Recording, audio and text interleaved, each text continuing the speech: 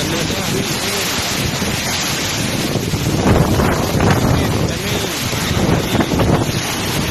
baring, hujan apa ni namanya nah, jaka baring nah. Mobil berhenti kalau tidak sanggup.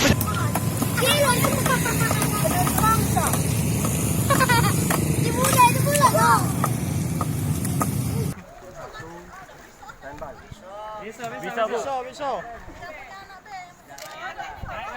Gak apa-apa naik kalau Bu. Awas ada mobil.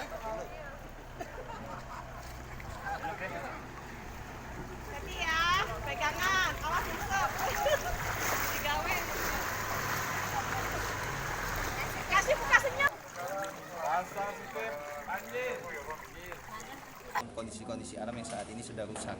Nah, kami melihat walaupun Sumatera Selatan bebas dari bencana alam, tapi bencana ekologis yang kami temui di tahun 2018 ini yang kami temui itu ada sekitar 176 bencana ekologis yang terdiri dari banjir, memang yang paling banyak banjir, longsor, kekeringan itu ada juga jumlah kekeringan, dan yang paling tinggi memang kami mencatat itu di Kota Palembang. Padahal kita tahu sendiri misalnya Kota Palembang itu kan wilayah yang jauh dari bencana, sebenarnya bencana alam, tapi karena sistem tata